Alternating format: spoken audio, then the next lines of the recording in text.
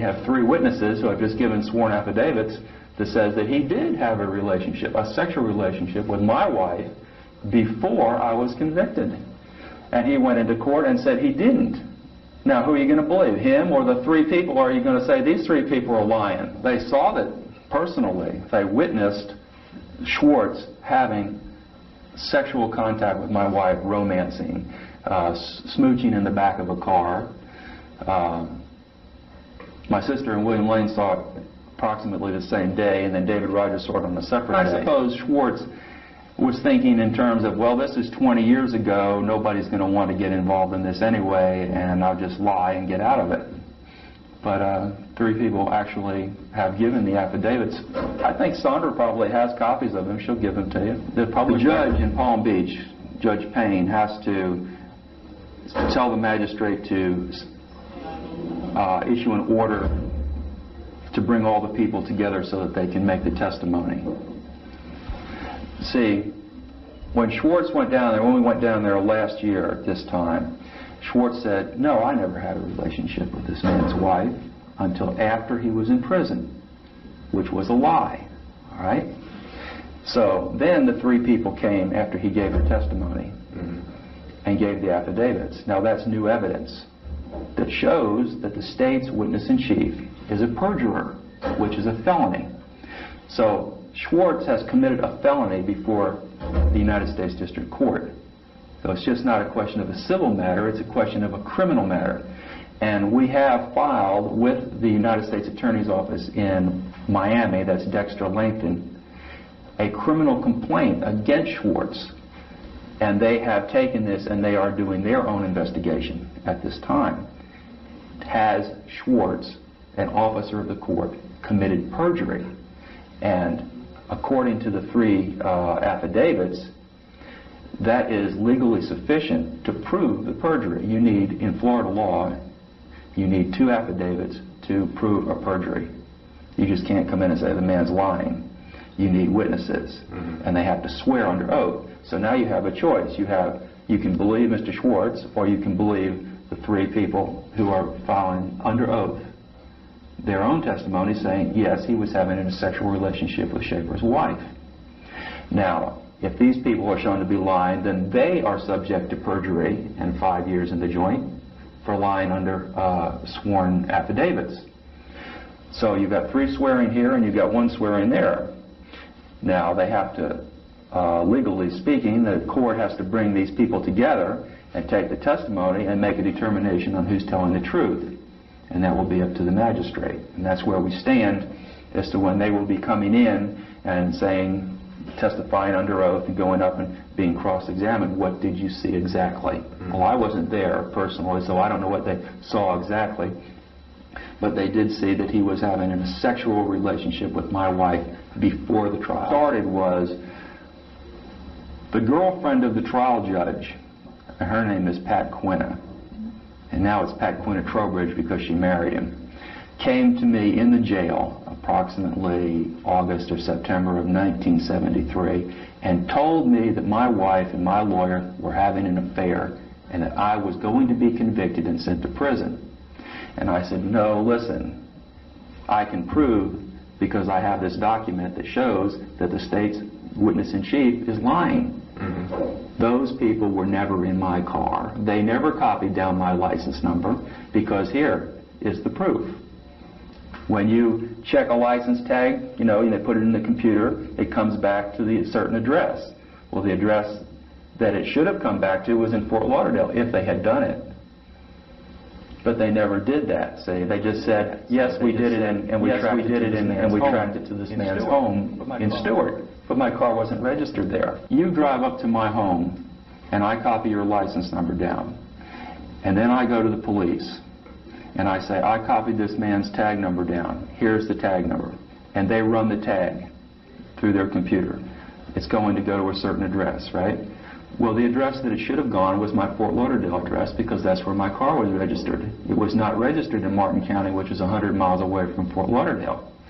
Yet, the testimony of this woman is that she copied down my license number, gave it to the police ran the tag, and they gave her the Martin County address. It's just not true, see? And I could prove it wasn't true because I had it in my pocket, and I gave it to Schwartz. I said, here's the document. She's not telling the truth. Find out who told her to tell this story. Somebody had to tell her. Say this, lady. And they searched the home. They took my literary work, and they said, oh yes, this man writes lurid fiction, therefore he's a killer. But it had nothing whatsoever to do with those people who were killed. Nothing that belonged to the women who I am convicted of killing was found at any search. That is the myth. Okay? Yes, we went to Schaefer's home. Yes, we conducted a search. Yes, we found this evidence that links him to this one and that one and the one he's convicted for. But when you get down to the facts, that's a lie. There is nothing there. I am not linked to those people in any way except by the testimony of that woman that says, I copied down the license number, we checked it, and it went right to his home in Stewart. That's the link. That's why it's so important. And when I gave the document to Schwartz, and they changed it by trial time, it was showing that my car was registered to Stewart, where it never had been registered before. See, that's the connection. There's a lot of myth that goes on where they will tell you, like, yes, he's been in court 17 times. Yes, I've filed 17 times, and they just throw it out, see. And that leads you to believe that I've had judicial review under proper conditions where an inquiry has been made, but that has never been done until this time. That's why I was allowed into federal court. The judge looked at it, he says, nobody has ever examined this stuff. What are you telling me? He's filed 17 times? Sure, yeah, sure he has. How come nobody ever looked at it? He keeps saying the same thing over and over. They framed me. That's what I'm saying. And it was through the miscegenations of my trial attorney who asked my wife to marry him right after I was convicted. Are you going to believe that there was nothing going on? That I was convicted, and the same day I was convicted, hey, let's get married, Mrs. Schaefer. There was no romance? Come on, man, you know, give me a break, right? And then didn't tell me, oh, and she agreed to marry him. The trial attorney asked the wife of the defendant to marry him within 24 hours of the conviction, and she agrees to it, and there's no romance prior to the trial? You know, that's not even rational. You know, nobody does that. And then didn't even tell me about it for how long was it? Almost, I guess, 8 weeks. Never told me. I asked your wife to marry me, and she agreed to marry me, and the relationship here has changed. You know, I wasn't told for 2 months that this even was going on after I was convicted, much less before I was convicted. The only person who told me about it before I was convicted was, and they were runaways. Everything was proper and done according to the book, except I wanted to give them a scare. They laughed. They thought it was a joke. Well, because of the Son of Sam law, I'm not allowed to discuss that with the media. Eventually, I made a legal arrest, and I abused the prisoners. They were not raped or sexually assaulted or anything like that. I told them that they were leaving themselves open to be murdered, abused, and all that, running away with no money, and no visible means of support. What are you going to do? How are you going to make a living? And they just laughed. You know, you're going to sell drugs, you're going to sell pussy, what are you going to do? You got to put food in your mouth. And I said, well, they ha, ha, ha, ha, you know, we'll just get along. I said, yeah, you'll get along and you'll wind up in a ditch, you know, in my jurisdiction, and then I'll have to pick up the pieces. And I said, show you how easy it would be, you know. Here you are under arrest. I know a guy who'll buy a young girl. Hell, I know 5 or 6 of them that would buy a young girl and make her into a whore. I mean, this is nothing new. Oh, yeah, ha, ha, ha, ha. You think it's so funny? Well, we'll just tie you over here to this tree, we'll tie you over to this tree, and I'll leave and I'll bring somebody back and sell you. Well, I didn't. I tied them to the tree, but I didn't go and get anybody and sell them. I just wanted to give them a scare.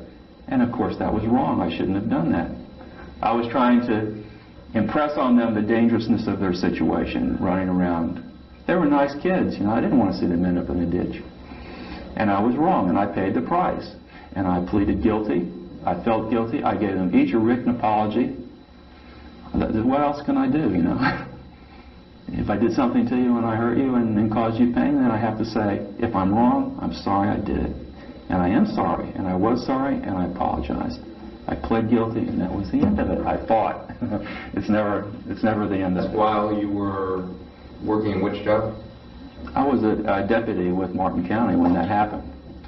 But see, they tried to distort that. They tried to say, well, that wasn't a legal arrest. And it was a legal arrest. In fact, they sued. Do you want to wait? Okay. They sued the county for the, I haven't seen a copy of the suit, but they did win a judgment against the county for what I did, which was abuse them while they were in my custody, legally in my custody. Not I picked them up and drove them to a remote area and tried to rape them or anything like that often gets distorted, you know. No, because I had a responsibility to make sure that they were safe and taken to the jail and processed properly and returned to their parents. And when I made the arrest, it was my responsibility to make sure from point A to point B to the jail and nothing in between. And I fucked it up.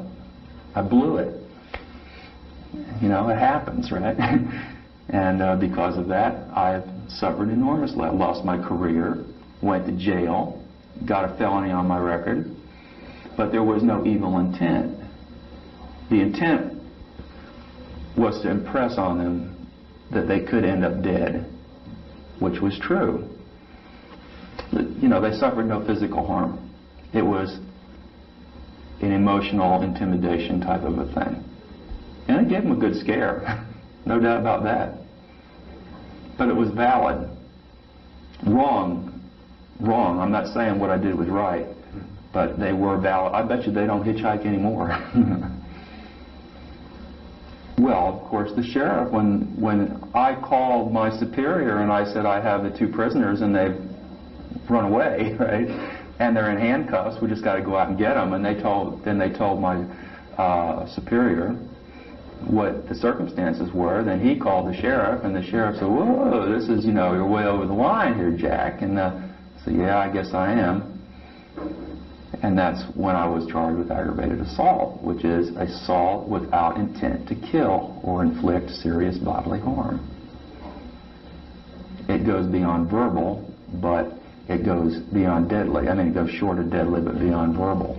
Well, I started out working as an investigator with Wackenhut Corporation, doing industrial investigations into thefts and things like that. And then I went and got my degree in criminal justice and joined the municipal police department at Wilton Manors. And with small police departments, you don't get promoted very fast. You know, it's kind of a small town type of thing, and you stay a sergeant for 20 years. And in order to move up, you have to get with a larger department.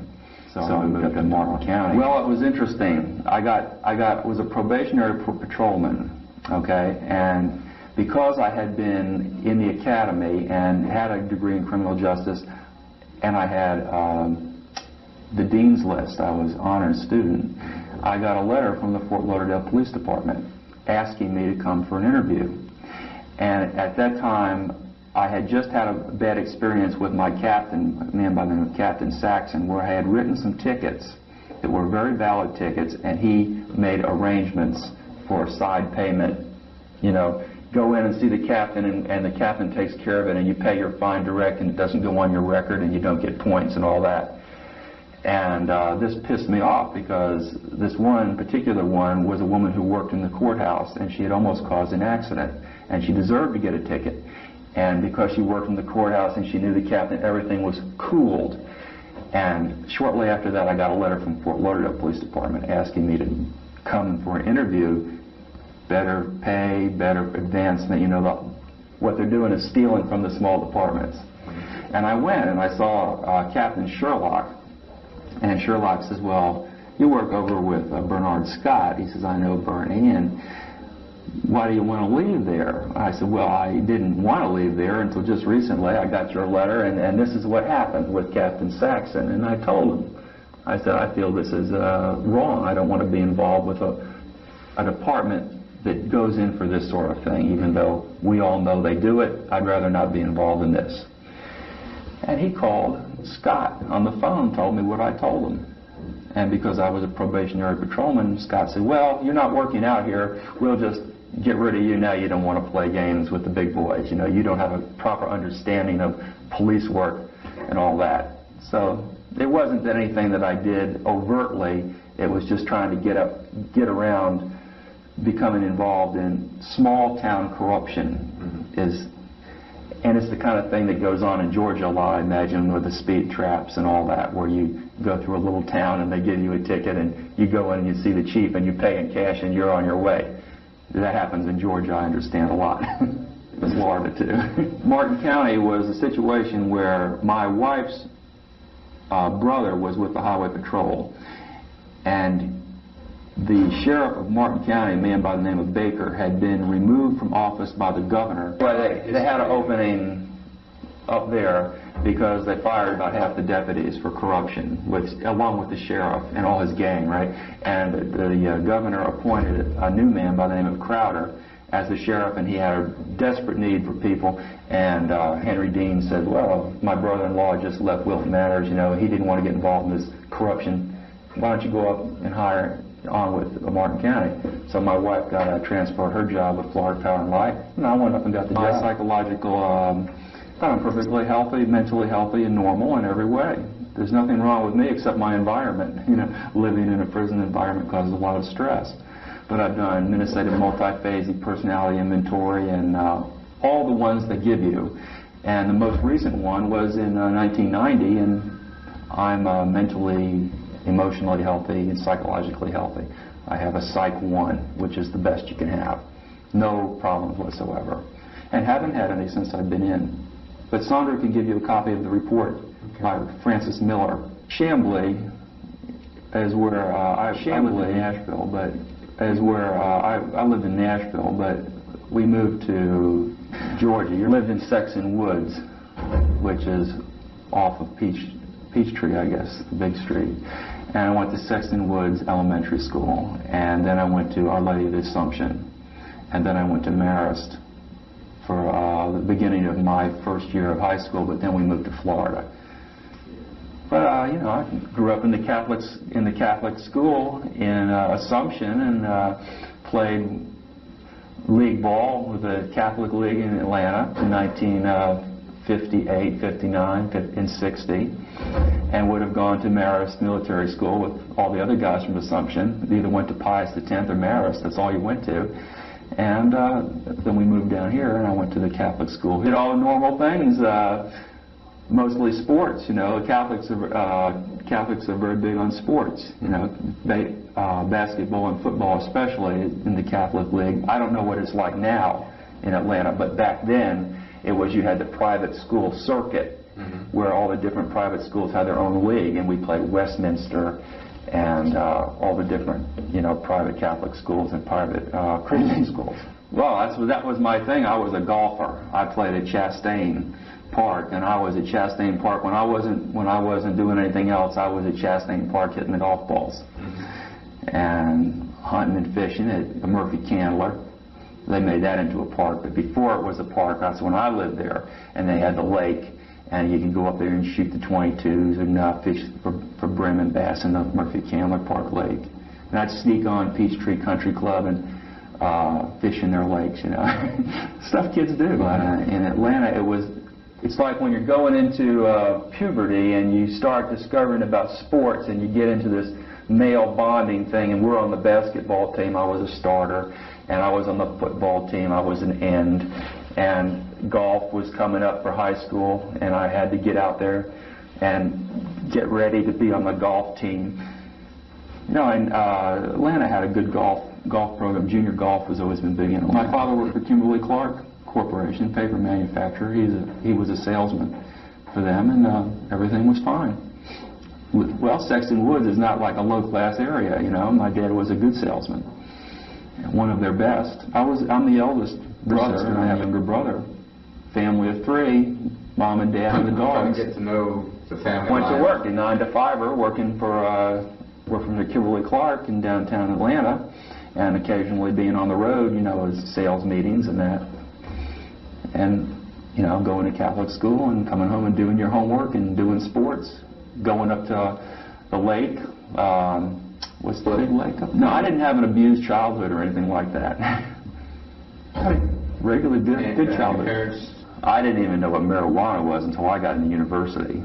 My parents were very strict, straight-up Catholics. I mean, Catholic school, Mass every morning, Mass on the weekends. You go to Sunday church, you don't do anything before you go to church.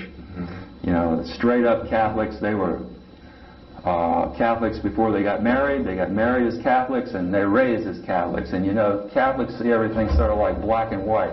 The sin is over here, and the correctness is over here, and there's no gray area in between. That's how Catholics are. And of course, growing up that way, and being in the Catholic elementary school and the Catholic high school, I had a very, very black and white view of the world, what's right and what's wrong. And I didn't learn to equivocate until I got to the university, the gray areas. But that's how I was raised. I was raised very strictly in the Catholic Church. In fact, when I came down here, I almost went to the St. John Vianney Seminary and became a priest. I was that close to becoming a priest. Yeah, I had some problems with the Catholic Church's structure. It's too dogmatic, and they don't invite you to question the dogma.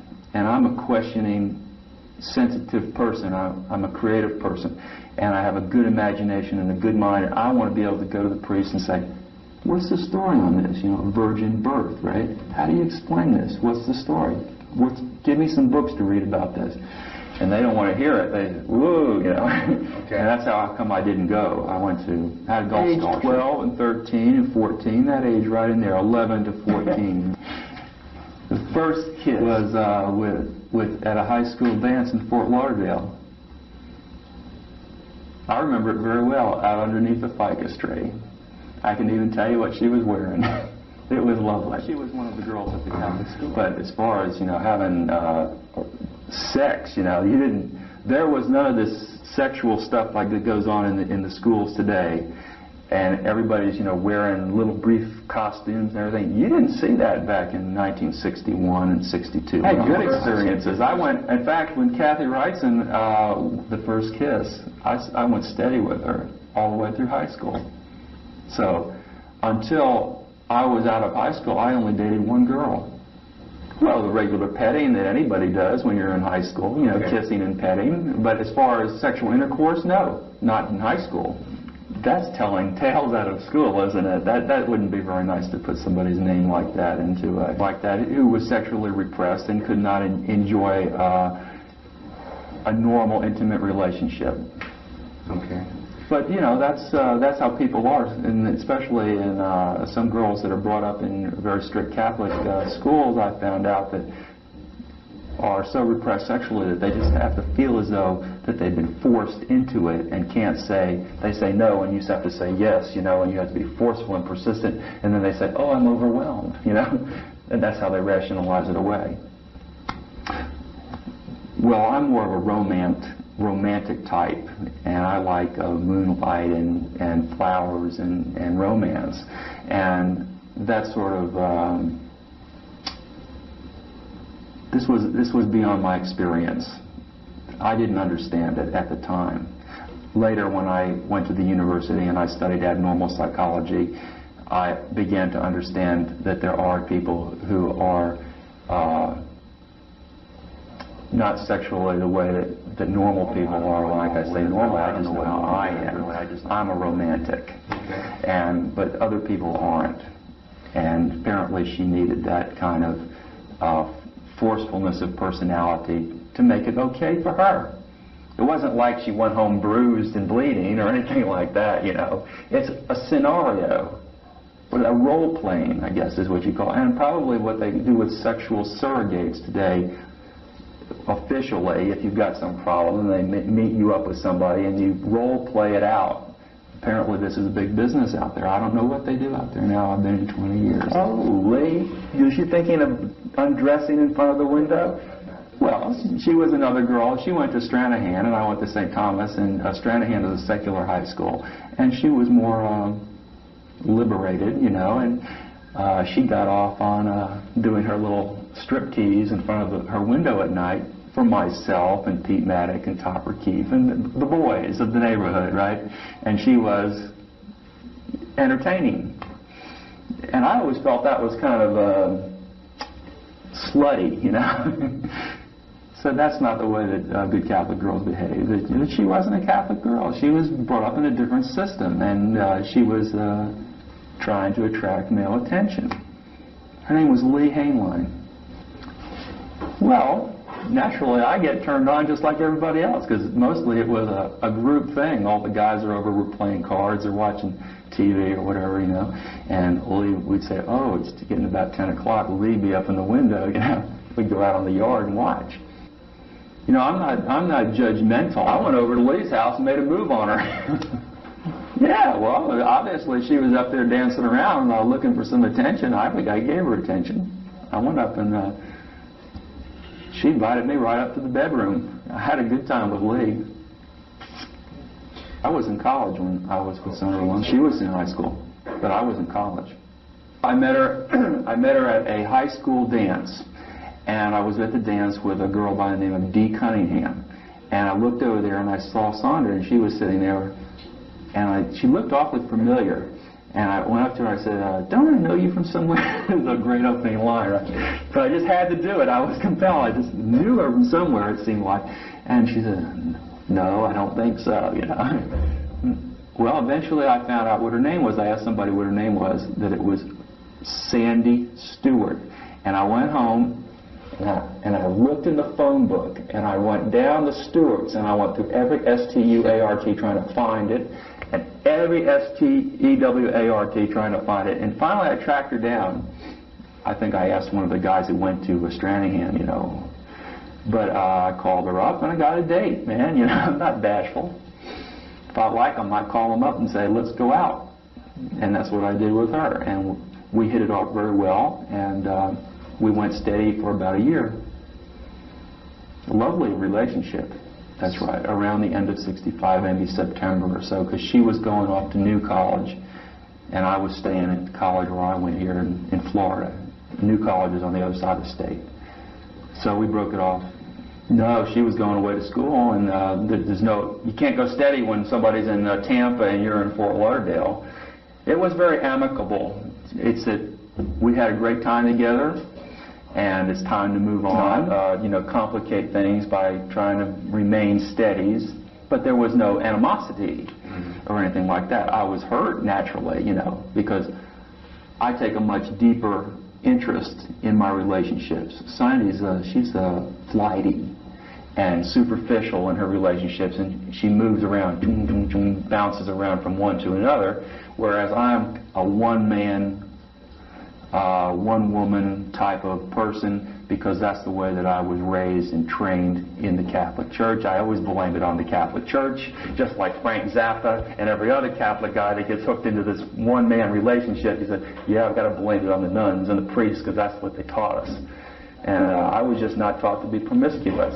If you had a relationship that was emotional and sexual with somebody, it was a commitment, and you made a commitment to them, and you were their friend and their lover, and promiscuous. You didn't. If you had a relationship that was emotional and sexual with somebody, it was a commitment, and you made a commitment to them, and you were their friend and their lover, and you didn't stray, you know.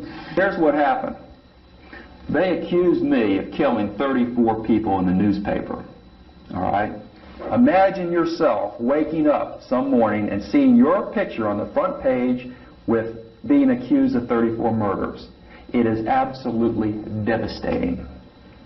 And you're thinking to yourself, is it possible that I could have done this and that I don't know? Because I don't have any recollection of killing 34 people. That's what you're going to say if you didn't do it, right? And people are saying, yes, you did. We can prove it. Rah, rah, rah, rah. You say, well, I must be crazy because I don't even remember any of that.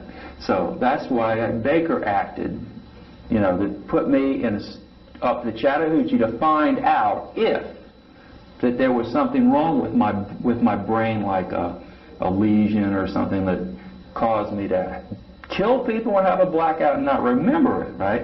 This was the whole purpose of going up there.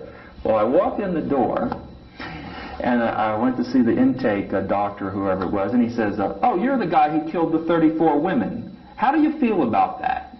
I thought, wow, you know, this isn't a situation where I'm going up to find out. This is a situation where it's going to be an interrogation, and they're going to, whatever I say is, this is not going to be for medical purposes at all. This is like talking to the state attorney's office.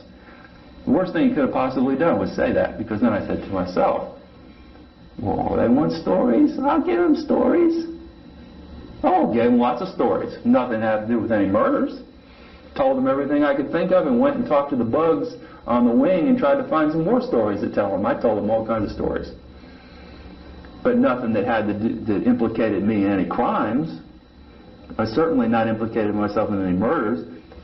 But I had the presence of mind to understand what they were up to. And then, the same day, they threw me in solitary confinement, unbelievable filth on the floor, and I was held for 2 weeks in the most incredible dungeon that you had ever imagined, with lunatics, drooling fucking lunatics. Well, I realized later that this was in order to break me down, to destroy me, you know, mentally, to bring me to my knees, and to make me malleable, that I would say and do whatever they wanted me to do. Having been through the system one time, you realize the tricks of their trade that they use to break people. And that's what they were doing to me. They weren't interested in whether I had blackouts. They wanted me to make an inculpatory statement. And I didn't have anything to say. I didn't kill anybody. Especially, and I said, well, who are these 34 people? I said, well, we don't have to give you the names. I said, well, yeah, ooh, I think if you're going to accuse me of killing 34 people, I'd like to have some names and some dates and some MOs and things like that. It took me until 1981 to get the names of the people who they thought that I killed. And when I got those names, he finally reduced it. Robert Stone and Lem Brumley. Lem Brumley, who was later arrested as a racketeer for their narcotics, okay, and pled guilty. Stone eventually was confronted by a reporter by the name of Paula Sue Wells. So she went to Stone, and he reduced it from 34 to 9, okay, and gave her the names. And I went and took those names in those jurisdictions, and I wrote to the police departments or the sheriff's departments in those jurisdictions, and I said, I understand I am the suspect in this crime, and I want to take polygraph, I want to be interviewed, I want the whole 9 yards, I want an attorney, blah, blah, blah. And I went through all 9 of them and ended up getting letters from every one saying that I have cooperated, and that they have given me whatever tests they wanted to give me, and that I am no longer a suspect. And Sandra's got that stuff. I've asked her to give it to people like yourself, where she's got copies of the letters from each state attorney's office clearing me as a suspect because of my cooperation. And the latest one that we did was the FBI. Mr. Hazelwood wrote a letter and said, you are not on our list as being a serial killer. This is Robert Stone and his little cabal down there saying, yeah, that man's a serial killer. Say, yeah, but you've never linked me to a crime scene, Mr. Stone. When am I going to be linked to a crime scene? You can call me whatever you want to call me, but let's see some evidence. Sandra called him on the phone and said, you've accused the man of having sex with corpses. Do you have something to back that up? I was furious, man. Can you imagine a Catholic boy raised in a Catholic school and being accused of having sex with a dead body on the front page of a newspaper? Outrageous. Makes me mad just talking about it. And she says, well, I'll call him and ask him. And she calls him on the phone and says, well, you've accused the man of necrophilia here in this news article. What is your proof? What do you base this on? She says, well, he wrote stories. He's written it all up in fiction. He must be doing it. I said, duh. That's supposed to be the evidence. My book is supposed to be the evidence. Claim. You see, this is Sandra again. Here's what Sandra is interested in: making money. Okay, that's her primary motive in life, is generating money for her. When she wrote to me, she was not interested in me. How are you doing? Gee, it's been a long time. Would you like to get back together again? It's, do you still write those stories? Because I was writing back in 1965. In fact, my instructor in 1965 was Harry. Here I'm telling you the pitch. So when I find out that Sandra wants to make money, I say, yeah, I write it. And boy, do I ever, you know, and Killer Fiction shows that I'm a writer. All right? And then she says, well, what if, the same question you're giving me, what if you never get out, blah, blah, blah, you know? I said, well, we'll just write up a story like Donald Evans would just say, yeah, everything they said is true. I killed 34. We'll write it up as first-person account. I said, boy, you can make a lot of money selling that, and it won't make any difference because I won't be able to get it getting out anyway, see? And that's where that's coming from. All that is a business decision, more or less. There's no evidence I killed anybody. And then she started coming on with this thing from Zebra Books. Mr. Schwartz. They framed me for murder. Framed me. Mr. Schwartz. Framed me. To get my wife. And he did this with the assistance of Mr. Stone. And Bruce Colton, who is the state attorney, he is well aware of it. Oh, I was guilty of that. What can I say? You know, I went in. There was no trying to wiggle out of that. I didn't. Just a little bit too many Dirty Harry movies for me. You know, you get to see this stuff on TV, and they do all this weird stuff, and then you do it in real life. It isn't like that at all. Of course there was a trunk. There was 2 trunks. It was filled up with my literary work. Hundreds and hundreds, 10 years worth. I was not there, okay? I was not there. I have been told that they have found stuff like this, all right? I have asked Sandra, I said, you go and you see it. Eyeball it. I said, because every time that I have asked to see it, nobody knows anything about it, all right? If you're saying that you found this and that in my house, I have a right to see it. Don't I have a right to see it? Produce it. I deny that it exists. I'm not denying they say that they found this stuff, and I'm sure that they found jewelry in my house because they went and they searched my sister's bedroom. And they took the jewelry out of my sister's bedroom, not out of my bedroom and not out of my trunk, out of my sister's jewelry box, out of my sister's drawers. My brother's girlfriend, Sandra Moses, they took her clothes and they said, we found the clothes of women. It belonged to Sandy Moses, you know. It was stuff that Sandy said, oh, that's mine, you know. But your sister? No, Sandy Moses was my brother's girlfriend. Okay. They've got a list, a search warrant. They've got certain things on the search warrant they're looking for. They didn't find anything that was on the warrant that they were looking for. They took thousands of items out of the home. They just went in, we'll take this, we'll take clothes, we'll take jewelry. Look at this. This is stories. We'll take these stories. We'll take these guns. Wow, this is no way to do a search warrant. This is a what they call home invasion under color of state law, you know. There's laws against this kind of thing. You want to be a cop? You want to go in and look for something that belongs to Susan Place? Fine. Go and look. If you find something that belongs to Susan Place, take it. But don't take everything that's ever belonged to my family and say, and not only my family, but all the guys that spent the night with me, you know, as young kids, and all the girls that spent the night with my sister and had their parties, and all the people who have been in that house for 10, 15, 20 years and left junk laying around and say, oh yeah, well, this belongs to this one, and he's got, oh, it just makes me so mad because When they say that they found all this stuff in my home, they didn't find it in my home. They found it at my mother's home, okay? And I've never seen it, all right? Saying they keep adding stuff, and I kept taking to Sandra. I said, look, they say they've got this and they've got that. Go down to Broward County Sheriff's Department, because that's who did the search. And I said, ask to see it. I know lots of serial killers in here, and I don't know of any of them that are denying it. The latest one, Donald Evans, he can't shut him up. Evans got bodies all over, taking people on tours. Ted Bundy was the same way. The closer he got to the chair, and he wasn't denying it, except officially he was denying it. But when he was talking to people like myself and to psychologists and to writers, he wasn't denying it. He was just saying, hey, I got a thing in court. I can't go ahead and admit this because of my court thing. Jerry Stano was the same way. He took them when he killed 40 women. He took them and showed them the bodies. Bernard Giles, he's another one. He's having sex with the corpses, like Ted Bundy was having sex with the corpses. Caught him with a fucking rotten body right there. He didn't deny anything. He pled guilty. These guys, Otis Toole, I talked to him this morning. Otis doesn't deny anything.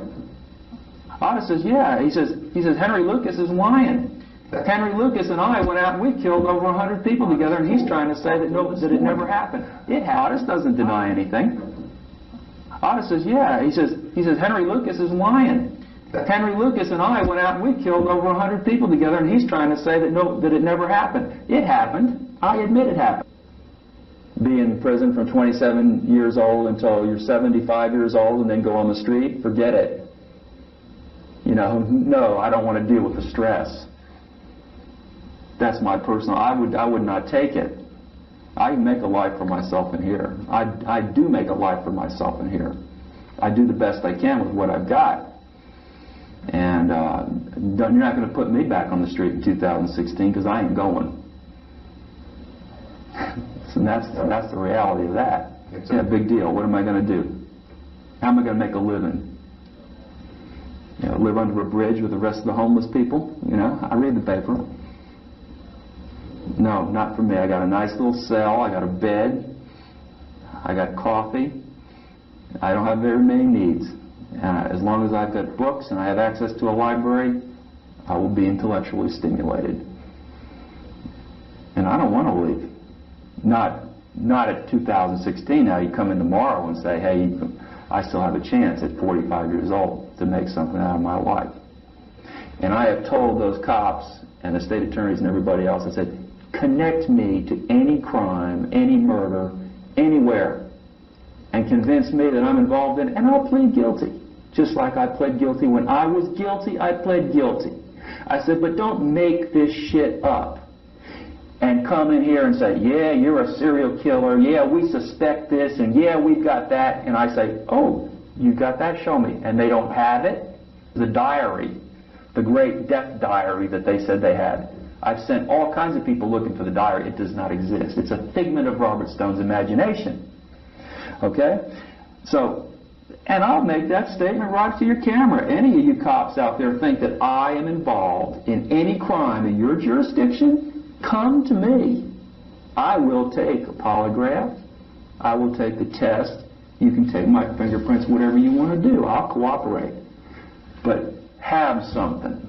Don't say, you're a serial killer. You know, anybody can say that. Back it up.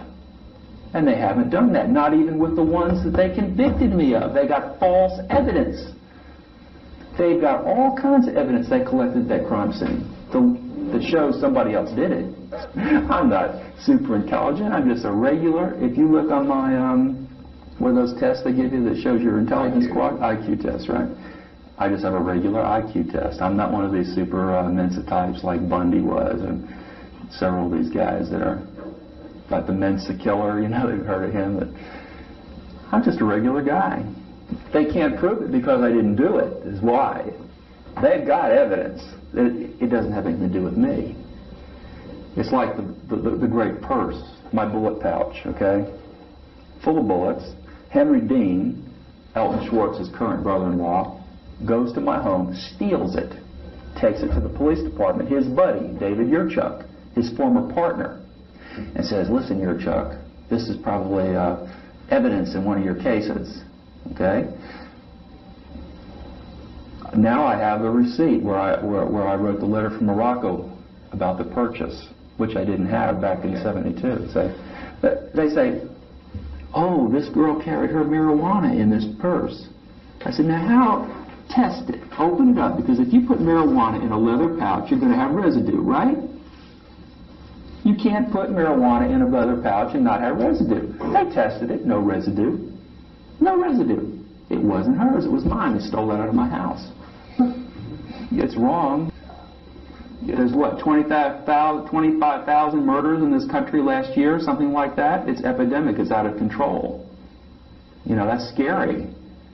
And it's in here too. You get murdered in here too. There's been murders this year, right in this building. And just because you're in prison doesn't mean that you're immune from this. This is taking things out of context. All right. This story. This is part of actual fantasies. All right. Now, what this was, when I was in high school, there was a man by the name of Herschel Gordon Lewis who made films, and he made a film called Blood Feast. And I was very taken with Blood Feast. And I thought, it's so campy. It's so immature. Imagine what we could do here if we had a real scary person, not Fuad Ramses, who is, you know, going to run around and pretend he wasn't believed. This was written during the 60s when I was putting together this character. And when the police went into my home, I had put all this aside when I got married, say, and I just had it in storage. But this was what came out of Blood Feast, out of my watching it and studying it. And I said, this guy, Lewis, is making $1 million with this character. I can write this well. And I said, I started putting it together. This took years, and this just wasn't, I just did it in one day. This was a product of years. Now, there were all parts. There was a pile of paper that high that had to do with this area right here, that I did exhaustive studies, like on Ed Gein, sexual fantasies, and this is the first part of it, Murder Plan, okay? And I haven't even seen this, actually. I've never seen this. Joe Bob Briggs also thinks this is really interesting, too, you know? The nationally syndicated columnist that does horror film.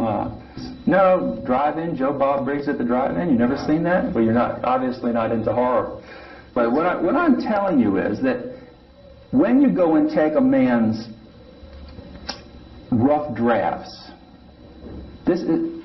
when you do a work, and this was to be a work, the ghoul, the person, all right, is a commodity. He is a scary character. And when you read this, you get scared by the time you get to the end. You say, wow, is this a real guy? What, this guy could be around, you know, like that. Because this is what's really scary. King Kong isn't scary. Fuad Ramses isn't scary. This is scary. Okay? Now, they went and they took these rough drafts and they stole it.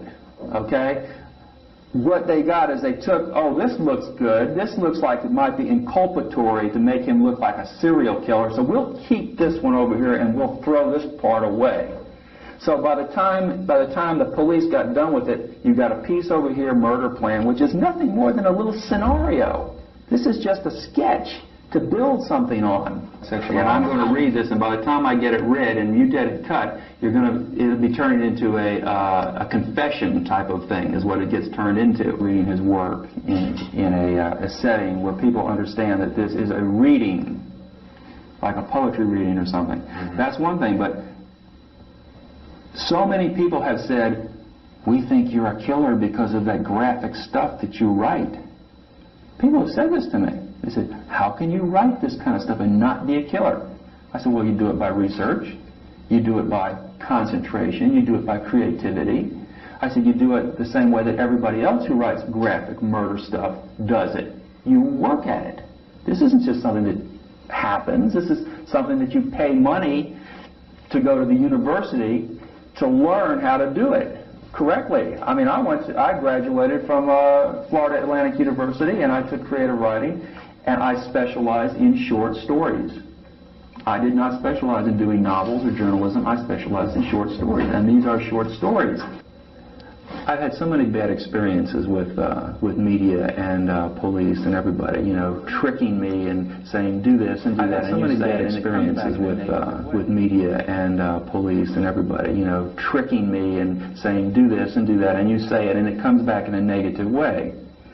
And I hope that by writing killer fiction that it is entertaining. Obviously it's entertaining, a lot of people buy it.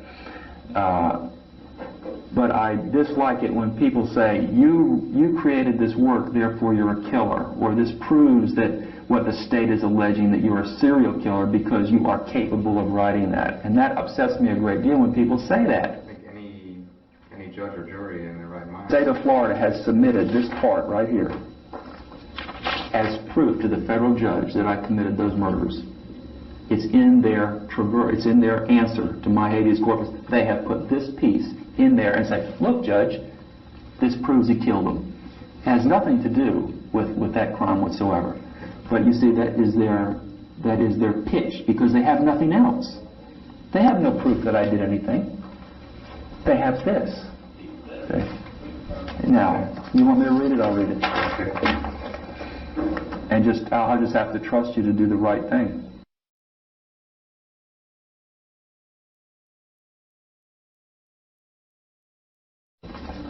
It's something that needs to be said. You know, this is an ongoing thing, and I don't think that there's ever been a case like this in the entire judicial history of this country. This is an entirely unique case with the lawyer and the wife and the book, and there's no evidence that I am being convicted on the merit of my writing, and this is wrong. If you've got something, if they've got anything right now, bring it and I'll plead guilty. But don't say because I went to school and I learned how to do this, and do it excellently, not half-assed, not Herschel Gordon Lewis Fuad Ramsey. This is the real thing, man. This is really scary. This is as good as anything Stephen King can put together, and I'm not doing it with vampires. I'm doing it with real live people that are walking around, and you want to look, oh boy, is they coming or not? You know? Let me see. That's Saunders. Not sending me. She should be sending me copies of this stuff if she's putting this together.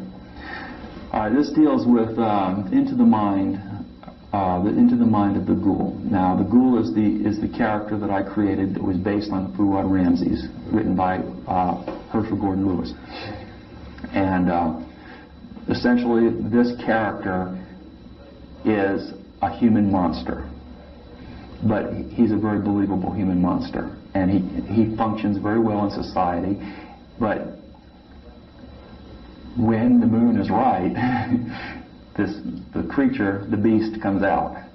And this was an attempt, Into the Mind of the Ghoul was an attempt by me as an artist, after reading about such people, real people, was an attempt by me to put together a mental picture of what this character would be like, if that's understandable. I wanted to have a mental profile of my character, and that's why by the time you get to Powerline Road, you can see where this part is way down here on the left. Powerline Road is like a culmination of how that mental process is.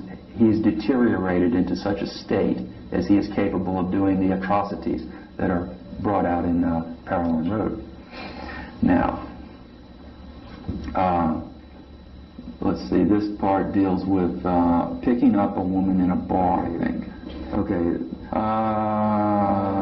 the woman is by this time very frightened. This is good, because the more frightened she is, the greater the thrill for me. I tell her to strip, but I let her leave her underwear on. I tie her to a branch and gag her if she is too noisy while I go about the business at hand. And then I'm skipping to another part, so there's a break here. I arrange the rope and the noose, and I dress the woman in the white shroud, place the pillowcase over her head, and then, if I feel like it, sit down and entertain her with a bit of my conversation. Terrorize her. give her my ideas on what she will look like while she's hanging there, fighting the rope that is slowly choking the life out of her. Make it as real as possible for her so that she is petrified with fear. Make her know that she is going to die. The noose is arranged so that she will strangle slowly, and she sits on a board between two limbs with a long rope leading off into the jungle. When it is time, I will go off into the jungle and pull the rope, and she will hang. Then I will go home and have something to eat, and bright and early the next morning I will be out hunting. I will find the body hanging from the tree, and only then will I really notice it, maybe fondle it, and maybe even have coitus with it. I will notice the expression on the face, the position of the body, explore every nook and cranny of her, perhaps mutilate her and delight in the smell of any urine or excrement that she may have passed while hanging there. I leave and then return, so it will be unbelievable to myself that I did the deed. I will not be able to remember doing it. Funny, isn't it? The deniability part and all that, which is based on serial killer studies. You can see that I'm putting together a serial killer person from a serial killer profile. It fits perfectly.